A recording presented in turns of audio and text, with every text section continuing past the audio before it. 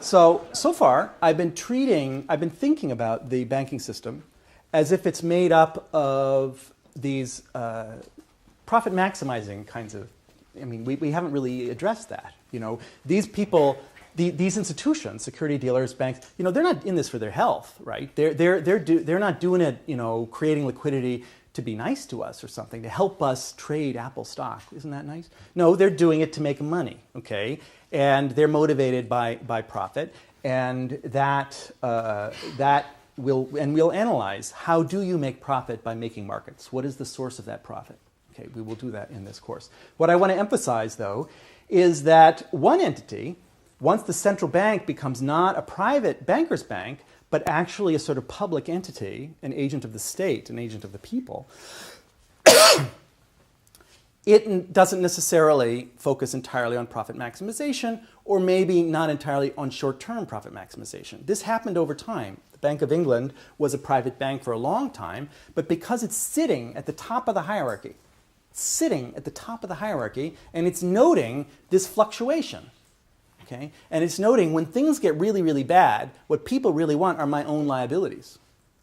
I have the best liabilities in the system, and so in a certain way, I can help them out if I want to, and lender of last resort, Badgett, or J.P. Morgan in the United States, helping out his friends. Okay? He was essentially a private central bank before we got the Fed.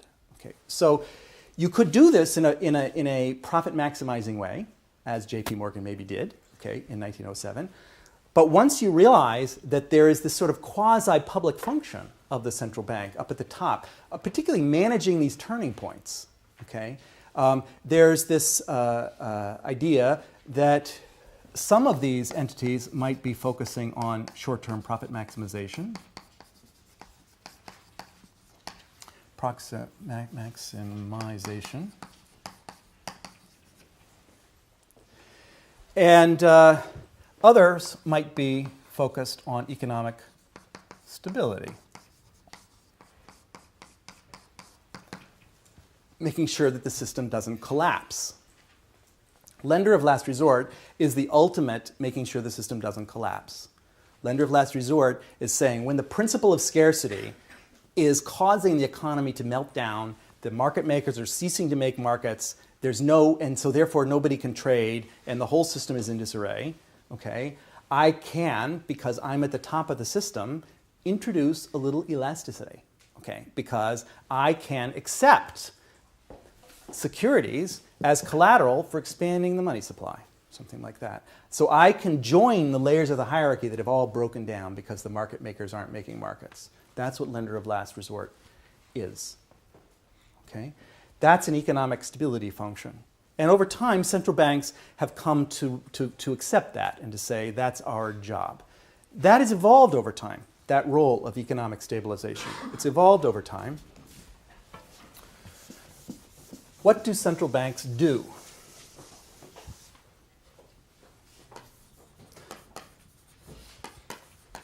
What do central banks do? The most primitive, if you look back in history, one thing that obviously a central bank has to worry about is the exchange rate, so the mint par of internet. And you could just say that's the central bank's job, is to just defend the exchange rate and let the whole rest of the economy go to hell. Okay? There are central banks that have done that, okay? But they've come to realize that that's not such a good idea. Okay? That if the whole rest of the economy goes to hell, they're going to be sucked down with it. Okay? So they might expand their remit to say, well, we have some responsibility also for helping the banking system maintain par. Okay? So that when they are experiencing a run, people want more currency and they don't want deposits, we're the central bank. We can help out because we can create currency. So we can help out. So central banks take responsibility for financial stability. Badgett's book, Lombard Street, okay, was, in fact, I have it here. I'll show it to you. Badgett's book, Lombard Street, a description of the money market here. The This is got this a used book, Merry Christmas to Father from Ed, 1907. I love that, 1907, financial crisis of 1907. Some Ed is giving his father the key to understanding what's happening in the financial crisis. Lombard Street, a description of the money market, pounds, shilling, pence. Here is what that's about. So it's about the London money market. And what Bagehot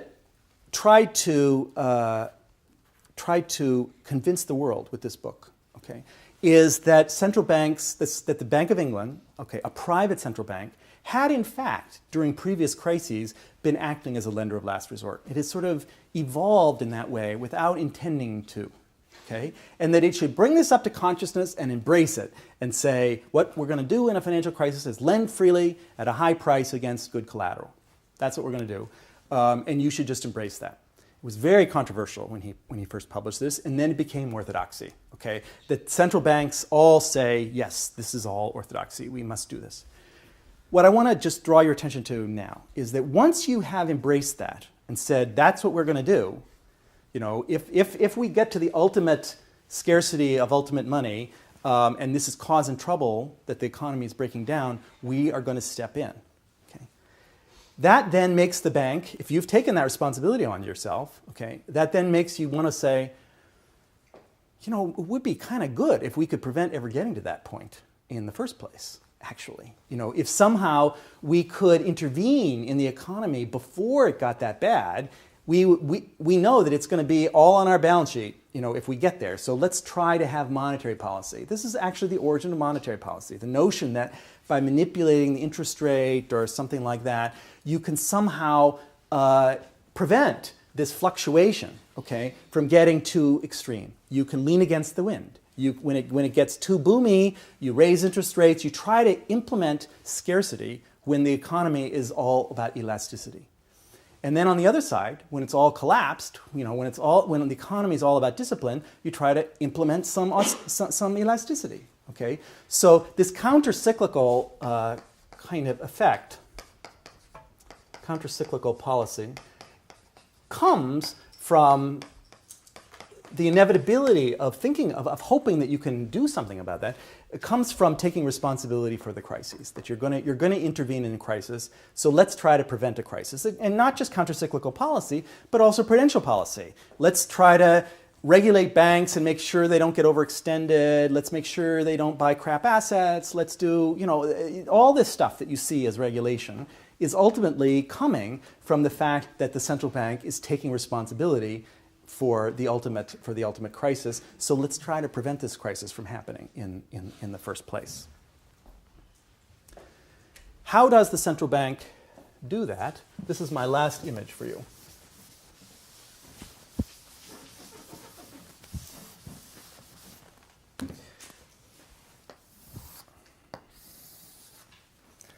Interest rate.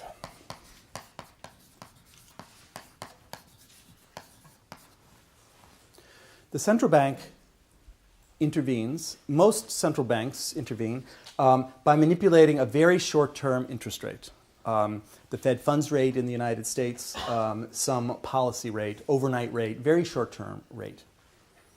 There's a term structure of interest rates that typically looks something like this, okay? So down here at the short end, you're talking about overnight money, 1 day, okay? And out here at the long end, you're talking about 30-year Treasury bonds. Okay? This is called the term structure of interest rates.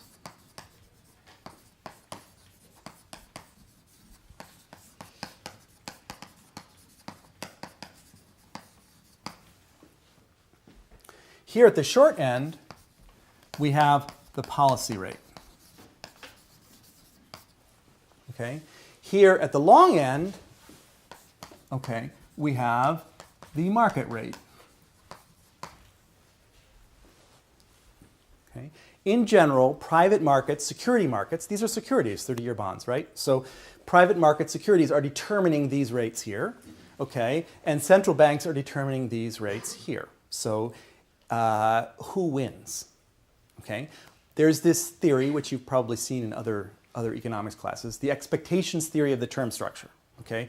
which is to say, well, the 30-year bond should just be, the yield on the 30-year bond really should just be the expected overnight rate for the next 30 years, just rolled over. It should be exactly equal to that. And this theory is wrong, okay? Empirically wrong. It's rejected basically all the time. But economists don't have a very good understanding of why, actually. We're going to talk about that in this class. It's the sort of thing, it seems like arbitrage. It should be, why would it be rejected? It seems like it really should be true. But it is not true empirically. And that tells you that there's something else going on here. And I'm going to argue that it has to do with liquidity. Okay? But we need to get clear about what liquidity means before I can make these kinds of arguments. What I'm emphasizing right now at the beginning, big picture, okay, is that we have a policy rate, we have a market rate. Policy is trying to move the market around, okay, by moving this interest rate around, but the market is also creating constraints on what policy can do. You can't make the market do just anything you want. But on the other hand, if you let the market dictate what you do, you're just accepting the hierarchy as it is. Monetary policy is all about creating an artificial hierarchy of money and credit.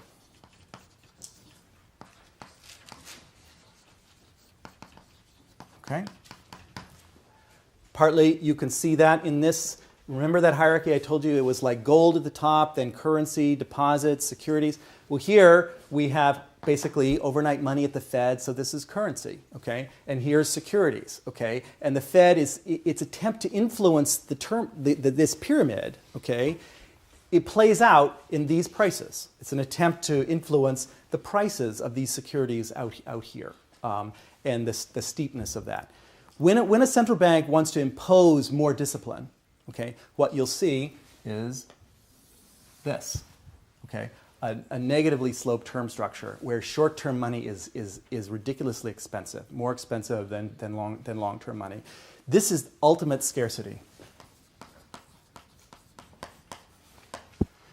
And when it wants to make the pyramid more elastic, short-term interest rates are lowered way below long-term interest rates. So the attempts, what we call monetary policy, is really the attempt of the central bank to say, well, the system has a certain balance between elasticity and discipline right now, but I don't like it.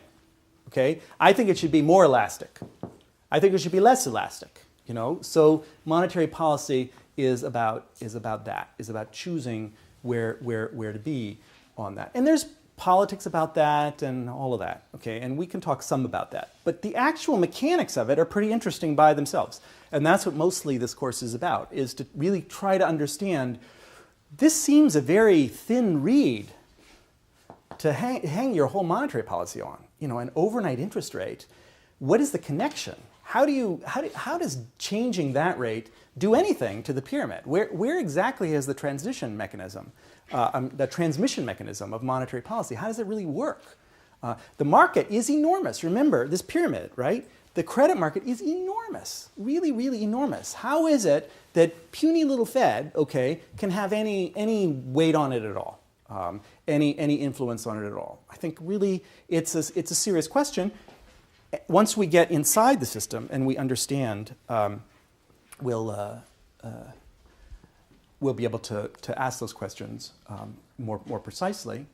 What I want to leave you with here is the evolution over time of the role of the central bank, from defending the exchange rate, defending par, to more broad concerns about economic stability.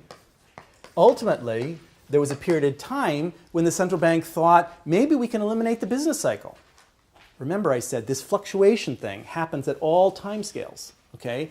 Maybe the central bank can create an artificial hierarchy and just eliminate the business cycle. That whenever it looks like it's going to slacken, we'll create more elasticity. Maybe. That was an ambition. One of the central questions we're going to be concerned with in this course this semester is, what is the proper role of a central bank today in this financial crisis? We started today by talking about Mario Draghi. and his attempt to put a floor under the crisis that is happening in Europe by putting a floor under the price of short-term peripheral bills, okay? By buying them himself, okay? He was being a security dealer. He's buying Portuguese debt, he's buying Spanish debt, he's buying Italian debt, okay? So this is a new role. He's not supposed to do this. It wasn't anticipated that he was going to do this. This is a new role. Similarly, when the Fed, in our crisis, 2007, it bought $1 trillion worth of mortgage-backed securities, there had never been any mortgage-backed securities on the balance sheet of the Fed. Not since 1913, never. There had never been mortgage-backed securities on the balance sheet of the Fed. And suddenly, in 3 months, there's $1 trillion worth. Okay? So I'm just alerting you that we're living in a brave new world where we're reinventing, trying to figure out what is the appropriate role of the central bank for our modern times, for our modern global financial system, okay? For the shadow banking system, for all of that, you know, and we don't know the answer. We don't know the answer. We're making it up. The central banks are all kind of just reacting, okay? But we're living in a Bagehot moment.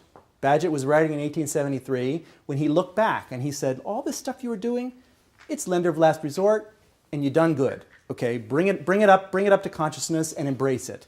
Lend freely at a high interest rate against good collateral during a crisis, and you won't have any crises anymore. You'll be able to put a floor on them all the time.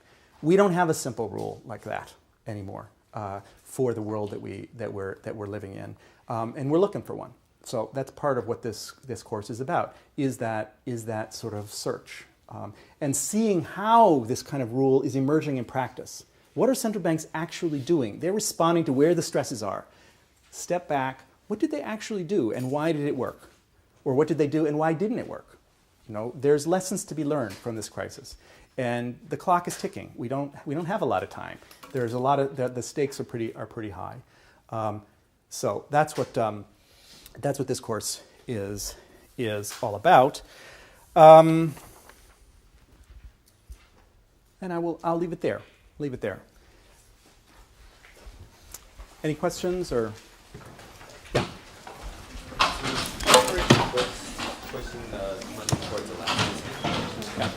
Operation Twist he's asking about.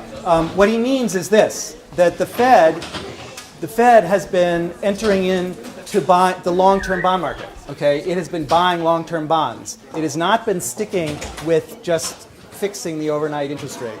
And so, yes, that is an attempt to influence the shape of this pyramid. Whether it's been very effective or not and even what the mechanism is. There's a lot of debates about if it's been effective, why has it been effective? Nobody really knows. I have a view on that, which we'll get to later on.